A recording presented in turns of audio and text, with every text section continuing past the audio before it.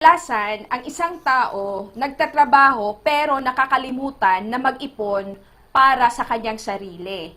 Merong mga tao, syempre, nagtatrabaho sa isang kumpanya, manager ngayon, malaki ang kinikita, pero pagdating ng katandaan, wala siyang pera pa lang ng ipon. Marami pong ganyan, di ba? Kaya nga kung ikaw ngayon nagtatrabaho ka, at meron ka pang tinatanggap na sahod, you have to make sure nakikita mo na ang sarili mo kapag ikaw ay dumating sa point na 65 years old na or above, di ba? Dapat meron kang sariling pera. Bakit? Kasi alam niyo po ba, ang required age to retire dito sa Pilipinas ay 65 years old. Kaya mahalaga na hindi ka lang dapat ngayon may pera na ikaw ay may trabaho pa, dapat may pera ka din kung ikaw ay matanda na. Now, may mga tao, sinasabi nila, hindi na ako mag-iipon para sa sarili ko kasi nag-iipon ako para sa mga anak ko. Ang mga anak ko ang bahala sa akin pag ako ay tumanda na. Yes, may mga anak po tayong mababait, pero kung mabait nga sila pero wala naman silang pera, paano naman yun? Diba? Mabait nga sila pero may sarili din silang problema, paano kanila matutulungan? Paano kanila masustentuhan? May ilan pa na pinagpasapasahan. Bakit? Naku, ang dami kong problema dito, ang dami kong gastusin, di ba? Naku, dito, marami din akong gastusin, nagsabay-sabay na yung mga bayarin ko. E paano ka, di ba, na umaasa sa anak para sa iyong retirement, para sa iyong pension?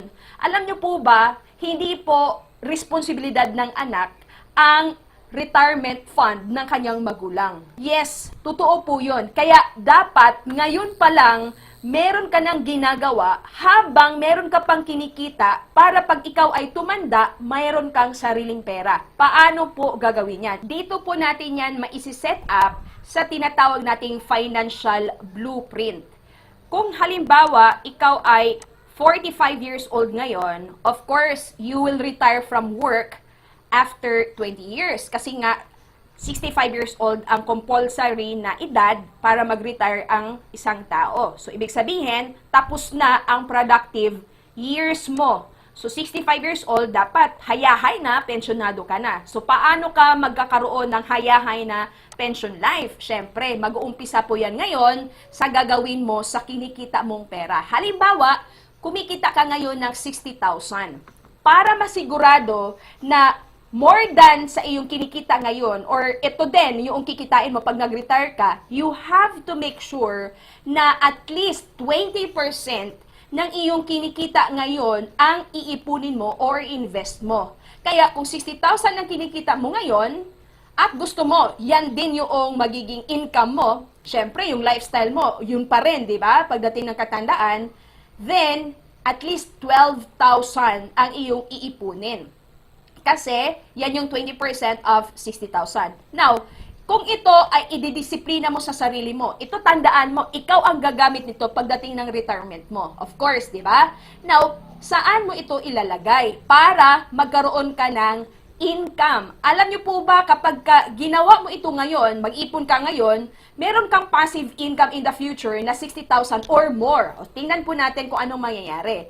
Now, saan mo ito ilalagay? Of course, dito sa International Marketing Group or IMG, meron tayong dalawang basic na investment program or saving program na maaari mong gawin para magkaroon ka ng tinatawag na pension na sufficient or enough for you pagdating ng araw. Of course, yung 12,000 na yan, paghati-hatian natin yan sa dalawa.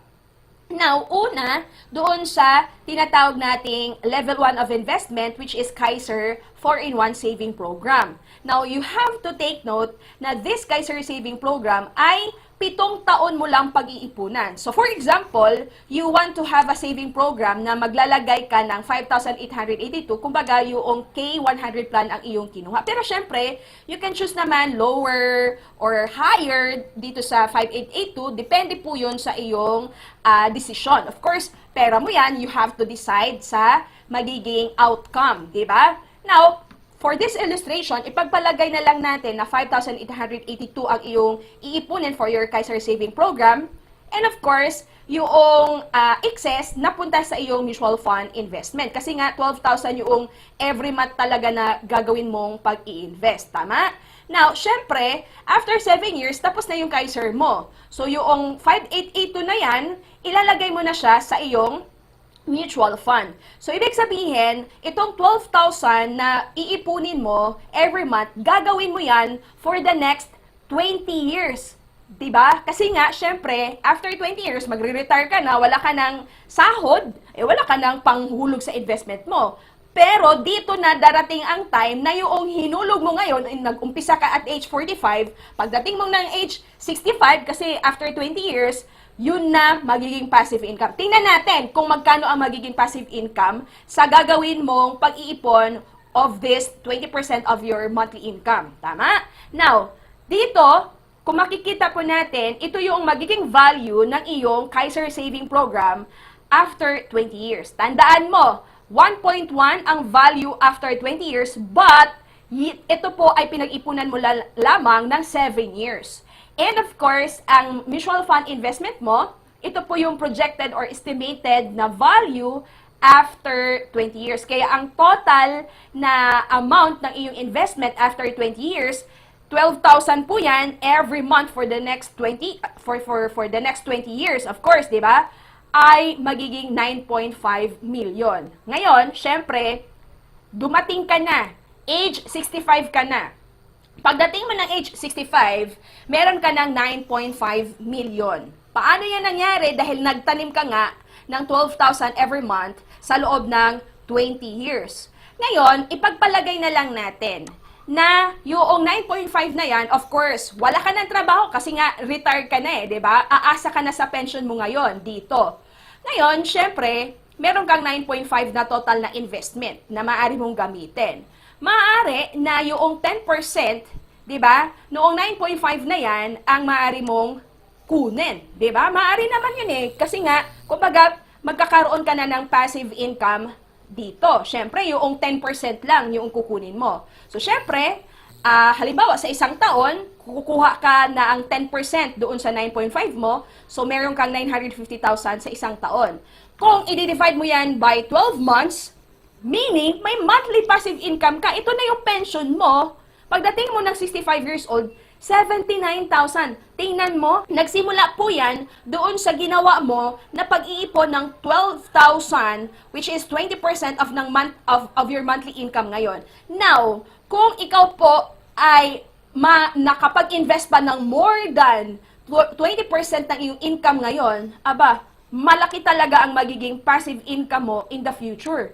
So, ibig sabihin, magkakaroon ka ng sarili mong pera kahit matanda ka na. Bakit? Nitong ikaw ay bata pa, 'di ba? 45 years old, 'di ba? Or even younger. Kaya nga doon sa mga bata pa, 20 plus years old pa lang, 30 plus years old pa lang na iniisip mo na talaga yung iyong pension, 'di ba? Yung retirement pagdating ng araw, mas malaki talaga yung magiging passive income mo in the future. So ibig sabihin, talagang maaari mong mapaghandaan na yung kinikita mo ngayon, maaari din na higit pa, yan ang kikitain mo pagdating ng araw, kahit wala ka ng trabaho, ito na nga po yung tinatawag natin na pera na ang nagtatrabaho para sa'yo. Dito, syempre, kumikita ka ng pera kasi sumasahod ka sa trabaho mo. Dahil ginawa mo, yung pinaghirapan mong pera ay iyong ininvest. Pinagtrabaho mo din, darating ang panahon na ito na, pera na ang kusang lumalapit sa'yo, ito na yung tawag na passive income earner ka na. So, hayahay na ang iyong buhay kapag meron kang pension na matatanggap, hindi mo na kailangan pang magtrabaho. Again, ito po ay mangyayari kung meron kang disiplina sa iyong sarili na ngayon ay gagawin mo na.